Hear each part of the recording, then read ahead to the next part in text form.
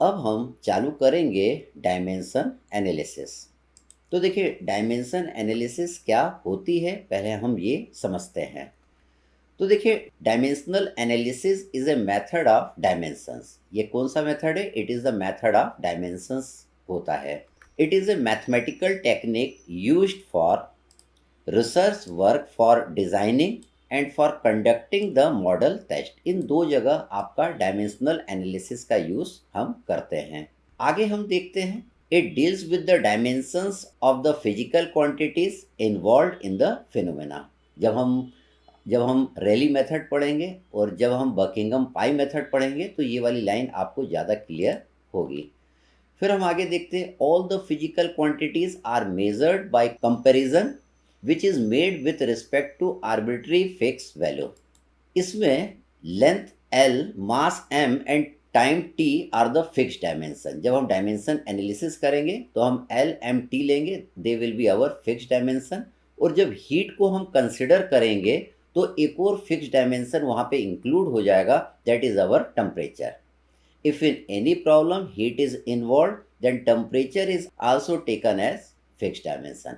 तो fix dimension कौन कौन सी रहेगी हमारे लिए? लेंथ रहेगी, मास m रहेगा, टाइम t रहेगा और टेम्परेचर भी आपका रहेगा। Fix dimension are called the fundamental dimensions और फंडामेंटल क्वांटिटीज। तो जब हम कोई भी मेथड पढ़ेंगे, जैसे Buckingham pi method, Rayleigh method पढ़ेंगे, तो हमारे जो फिक्स डायमेंशंस रहेंगे that will be our fundamental dimensions और फंडामेंटल क्वांटिटीज रहेगी। तो इनको हमको ध्यान से देखना है। तो डायमेंशनल एनालिसिस क्या हुआ? It is the method of dimensions. ये कहाँ पे यूज़ होता है? रिसर्च वर्क फॉर डिज़ाइनिंग में यूज़ होता है, कंडक्टिंग द मॉडल टेस्ट में आपका यूज़ होता है। यहाँ पे हम क्या करते हैं, जो भी फिजिकल क्वांटिटीज़ रहती है उनके डायमेंशंस को हम लोग कंपेयर करते हैं। कैसे करते हैं हम आगे ये देखेंगे। इसमें हम आगे पढ़ने से पहले कुछ चीज़ें और समझ लें, दैट इज सेकेंडरी और डिराइव क्वांटिटीज़ क्या होती है, इसकी ज़रूरत हमको पड़ती है इस टॉपिक में। तो देखिए सेकेंडरी और derive quantities are those quantities which possess more than one fundamental dimensions. जैसे कि आपने देखा, मास हुआ, लेंथ हुआ, टाइम हुआ, they are all our fundamental dimensions. अगर किसी क्वांटिटी में एक से ज़्यादा फंडामेंटल डायमेंशंस रहेगा उसको हम क्या बोलेंगे? सेकेंडरी और डिराइव क्वांटिटी कहेंगे। एग्जाम्पल के रूप में हम समझते हैं। देखिए वेलोसिटी इज डिनोटेड बाय, क्या होता है velocity? That is distance per unit time, that is L divided by T. तो यहाँ पे देखिए दो फंडामेंटल डायमेंशंस है, एल भी है और टी भी है। तो ये आपका क्या हो गया? Velocity. It is our secondary और डिराइव क्वांटिटी। आपका जो डेंसिटी है, डेंसिटी क्या होता है? It is mass per unit volume. मास को किससे रिप्रेजेंट करेंगे? एम से।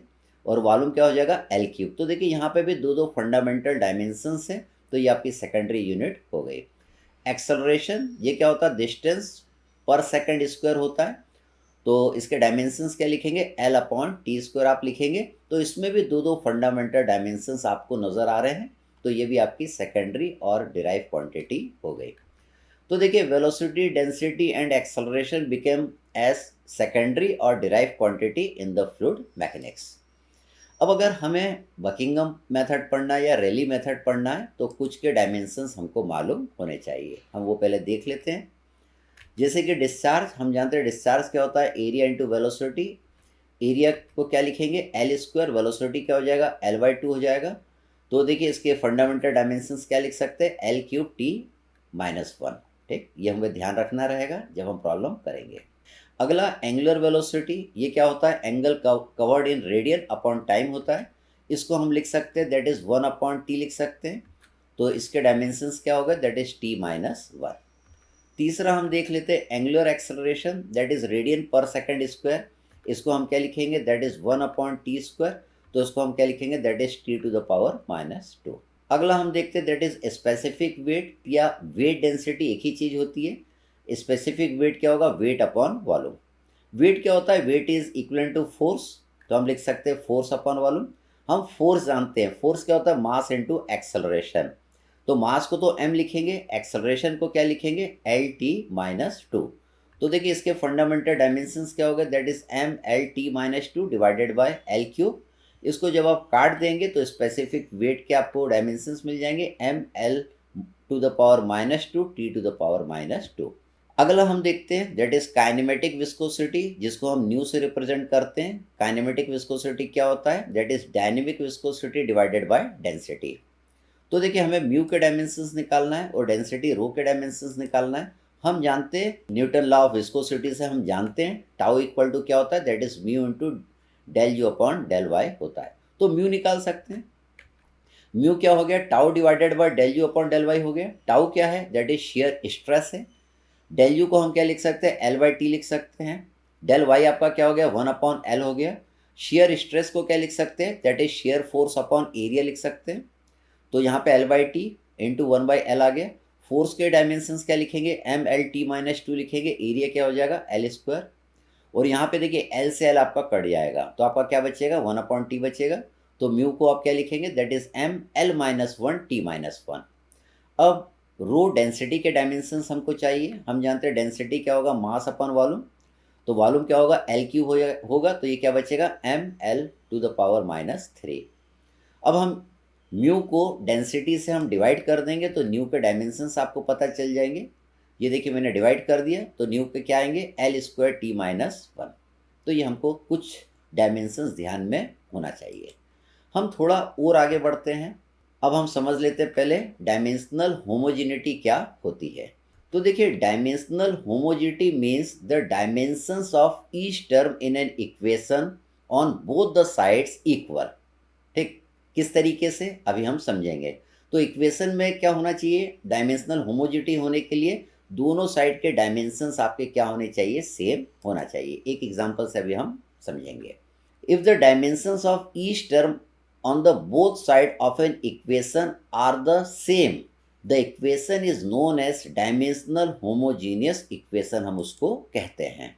The power of the fundamental dimension, देखिए दैट इज MLT, ये आपके फंडामेंटल डायमेंशंस होते हैं, on both side of the equation will be identical for a dimensional homogeneous equation. ठीक, किस तरीके से? हम एग्जांपल लेते हैं। तो यहाँ पे देखिए हम जानते हैं V=√2GH होता है। अगर V के डायमेंशंस और √2GH के डायमेंशन अगर दोनों सेम रहेंगे तो हम इसको क्या बोलेंगे? ये इक्वेशन आपकी क्या है? डायमेंशनल होमोजीनियस इक्वेशन है। ठीक, तो देखिए लेफ्ट हैंड साइड V के डायमेंशंस देखते हैं। दैट इज L_T-1 होता है और डायमेंशन हम √2GH के देखते हैं। तो देखिए G के डायमेंशन हम जानते हैं, एक्सेलरेशन के डायमेंशन हम जानते हैं, दैट इज L/T²। H के डायमेंशन क्या आ जाएगा? L आ जाएगा। तो ये क्या हो जाएगा? L²/T² अंडर रूट में, तो ये L/T आ जाएगा, मतलब T-1 लिख लिया हमने। तो V के डायमेंशन भी L_T⁻⁻1 है। √2GH के भी डायमेंशन L_T⁻⁻1 है। तो dimension of left hand side equal to dimension of right hand side है। So the equation V = √2GH is dimensionally homogeneous है ये आपकी। So it can be use in any system of unit में हम इसका use कर सकते हैं। इसी तरह देखिए हम जानते हैं प्रेशर। प्रेशर क्या होता है? दैट इज ρGH होता है। ρG की जगह हम क्या लिख सकते हैं? वेट डेंसिटी भी लिख सकते हैं। हम जानते हैं weight density is equal to क्या होता है? That is mass density into G. हम वेट डेंसिटी को इस तरीके से W से भी रिप्रेजेंट करते हैं और कई बार हम इसको गामा से भी रिप्रेजेंट करते हैं। तो देखिए प्रेशर इक्वल टू ρGH आ गया। तो प्रेशर के हम डायमेंशंस निकालेंगे, फिर ρGH के डायमेंशंस निकालेंगे। अगर दोनों के डायमेंशन सेम आ गए तो ये इक्वेशन आपकी क्या रहेगी? दे will B dimensionally homogeneous equation रहेगी। हम जानते हैं प्रेशर क्या होता है? That is force per unit area. Force के डायमेंशन क्या होंगे? That is ML_T-2। एरिया क्या हो गया? L²। तो प्रेशर के डायमेंशंस आ गए M_L⁻⁻1 T⁻⁻2। अब राइट हैंड साइड आपका क्या है? ρGH। डेंसिटी का को क्या लिख सकते हैं? M/L³। G आपका क्या होगा? L/T²। H की जगह L लिख दिया। तो ρGH के डायमेंशंस आ गए, दैट इज ML-1 T⁻⁻2। तो इसमें देखिए प्रेशर और ρGH के डायमेंशन सेम आ रहे हैं। तो dimension of left hand side equal to dimension of right hand side. तो ये इक्वेशन आपकी क्या हो गई? This equation is our dimensionally homogeneous equation. ठीक, तो इतनी चीज़ें बेसिक थोड़ा हमको मालूम होना चाहिए आगे पढ़ने के लिए। Thank you.